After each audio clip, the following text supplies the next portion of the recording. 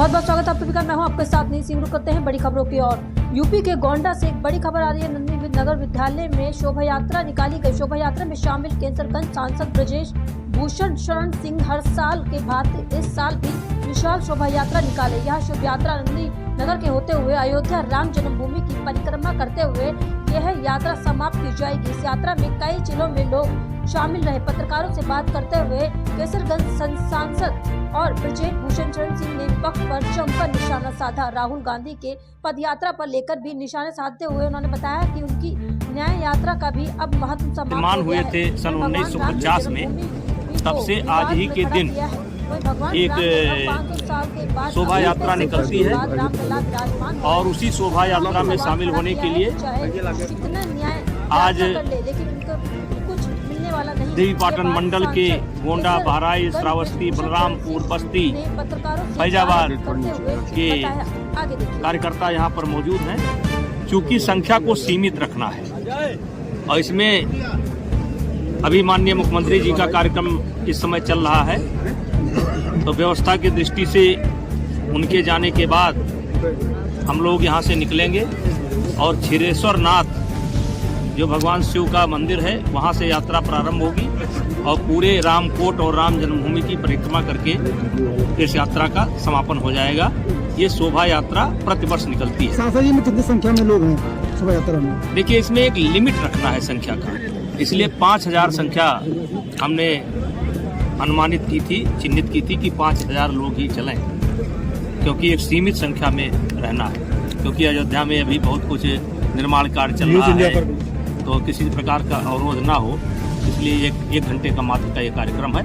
इस समय हम लोग सरजू जी के एकदम किनारे उत्तरी छोर पर आप अयोध्या से कह सकते हैं कि एयर दूरी 2 किलोमीटर पर हम लोग बैठे हुए हैं और 1 बजे के बाद संभावना है हम लोग यहाँ से निर्माण हुए थे सन 1950 में।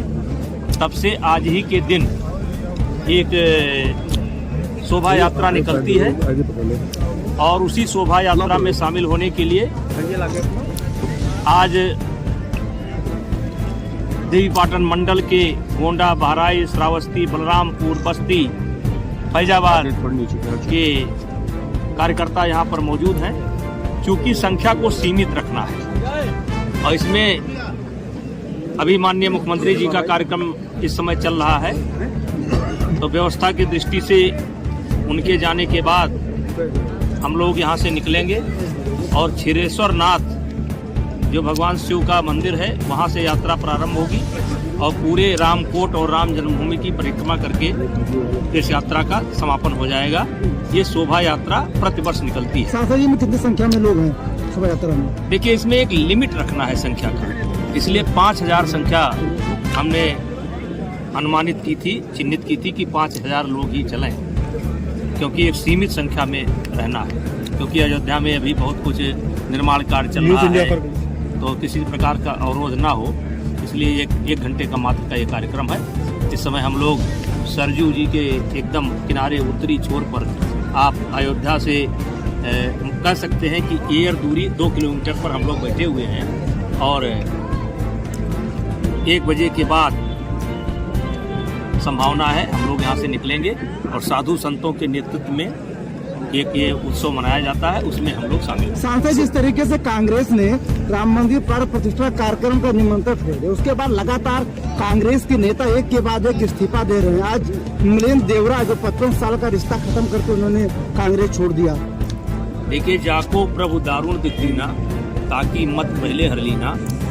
कांग्रेस इस देश की जो आत्मा है, जिसे राम, शिव, कृष्ण, नानक, कबीर, रैदास, ये इस देश की आत्मा है और इसका ये लोग विरोध करते हैं और यही इनका दुर्भाग्य है। इसीलिए ये बढ़ने के बजाय लगातार रसातल में जा रहे हैं। सांसद जी, जिस तरह से साधु संतों का सम्मान कर रहा है देश पूरा, वही पश्चिम बंगाल में जिस तरह से साधु संतों के ऊपर आक्रमण, किस नजरिए से देखते हैं? अब देखिए, यहीं पर रखिए। आज सांसद जी जिस तरीके से राहुल गांधी मणिपुर से अपनी न्याय यात्रा शुरू कर रहे हैं, किस तरीके से आप उनकी यात्रा को देख रहे हैं? उन्होंने बहुत बड़ी पदयात्रा भी की थी। हम समझते हैं कि लगभग देश में सबसे बड़ी पदयात्रा उनकी थी, और पदयात्रा करने के बाद वो चुप रहते तो शायद उस पदयात्रा का कोई महत्व होगा। इनकी न्याय यात्रा का महत्व भी समाप्त हो गया है, क्योंकि इन्होंने भगवान राम के जन्मभूमि को विवाद में खड़ा किया है। ये जो 500 वर्ष का एक लंबे संघर्ष के बाद भगवान राम लला विराजमान हो रहे हैं, और इस पर इन्होंने कह लीजिए कि एक सवाल पैदा किया है।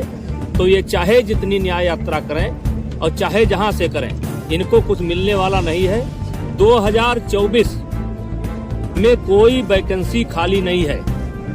मोदी जी के नेतृत्व में पूरी भारतीय जनता पार्टी की टीम सरकार बनाने जा रही है। चाहे मणिपुर से शुरू करें, चाहे बंगाल से शुरू करें, यहाँ पर कोई वैकेंसी नहीं है। यहाँ वैकेंसी फुल हो चुकी है मोदी जी के नाम से। सांसद जी से कल इंडिया गठबंधन की बैठक हुई, मल्लिकार्जुन खड़गे को इंडिया गठबंधन का संयोजक बनाया गया है। किस तरीके से आप देख रहे हैं उसमें अखिलेश यादव